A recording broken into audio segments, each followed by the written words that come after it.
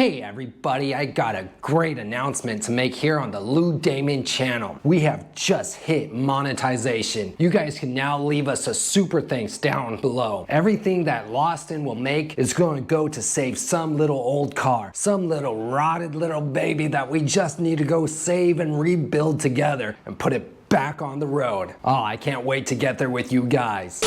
Today, we're going to be looking at the Ford Escort. And no, I'm not talking about the European predecessor.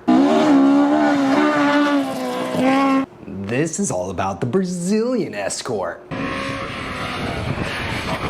The car that was the object of desire for many young Brazilians in the 80s. This is Lostin. Strap in, let's go.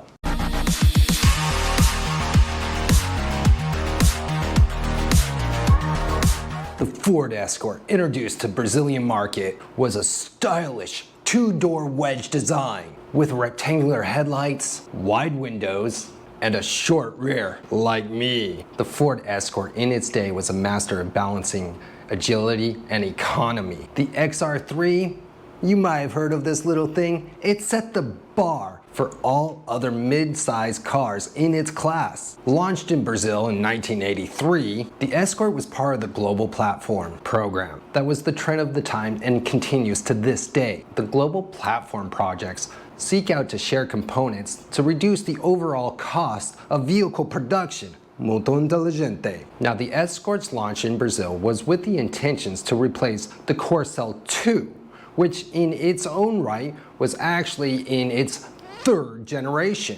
And the Corcel 2 was really Ford's mid-size car here in Brazil at the time. Nice. And speaking of thirds, the Brazilian Escort was actually the third iteration of the European model, the MK3. Awesome. When it arrived here in Brazil, it was seen as something new, a breath of fresh air, an awesome little stylish coupe. It was quite a head turner. Apresentamos o carro mais vendido hoje em todo o mundo. Ford Escort, a máquina total. Carro tão avançado que dentro dele você vai se sentir numa nova dimensão.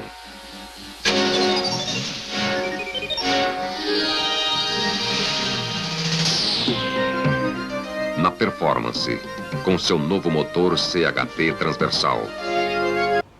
Equipped with a transverse engine, front-wheel drive, and independent suspension on all four wheels, calibrated and tweaked for the Brazilian market, it sported a compact size of only 3.97 meters. It was tiny! And get this, the Ford Corcel at this time in Brazil had the lowest aerodynamic air coefficient. Nice. In the era before flex engine, the Escort offered alcohol or gasoline motors in either the 1.3 or the 1.6. This economical little beauty had light and pleasant steering.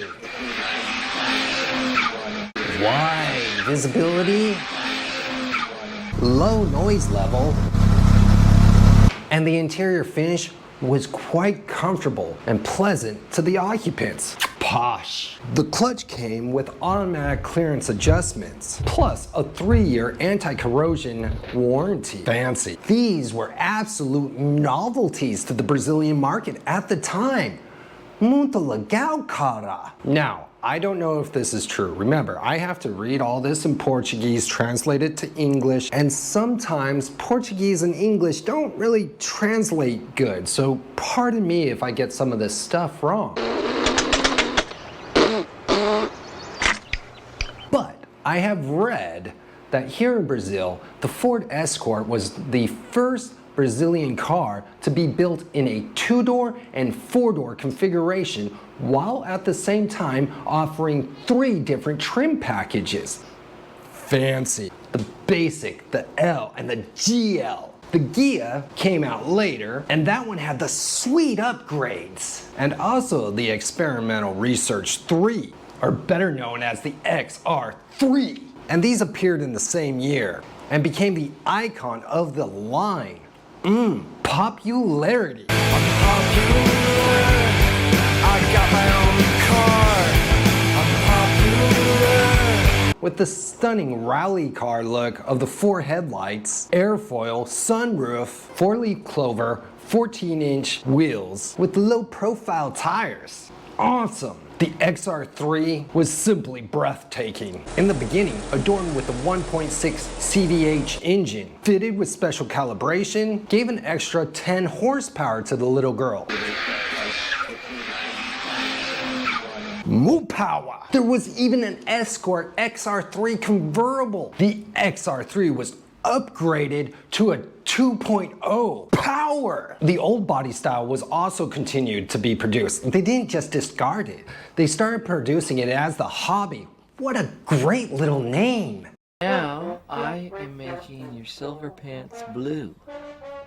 And this was released for the popular car segment, and they gave it the 1.6. And then later, it was downgraded to the 1.0.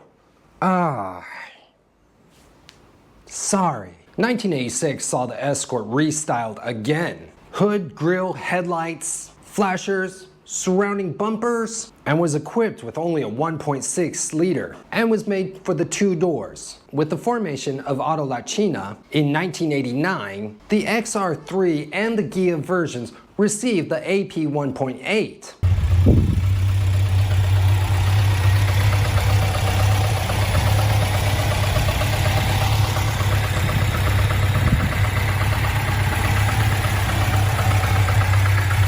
And the family was extended with the 2-door Verona. 1993, the Escort reached a second generation with a total new redesign and a modernized interior. The XR3 received the 2.0-liter with fuel injection power. In 1996, with the creation of Americano, marked the end of the XR3 and the Ghia model. Also, the hobby version was X'd. The so-called 1996 and a half model, the hatch version returned to 4 doors, and the name Verona was changed to Escort Sedan. The Escort station wagon and the sporty RS hatch with 2 doors were also introduced to the market at this time. In 2000, the Escort got the option Z-Tech Road Cam 1.6.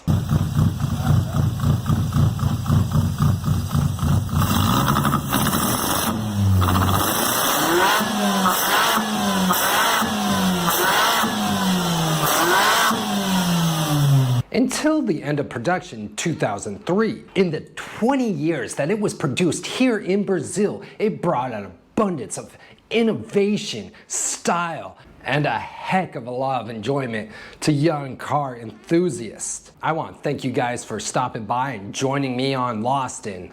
It means so much to us to read all your comments, corrections, and stories. If you have any cars you want me to cover, go ahead and leave them in a comment. I'm getting a big old long list, so there's plenty of Lost Ins to come. I'll see you on the flip side. Até a próxima. Ciao, ciao. Ford Motor Company is a global company committed to helping build a better tomorrow and a better world. Ford has always been and will always be a leader in cutting edge, innovation, and excellence.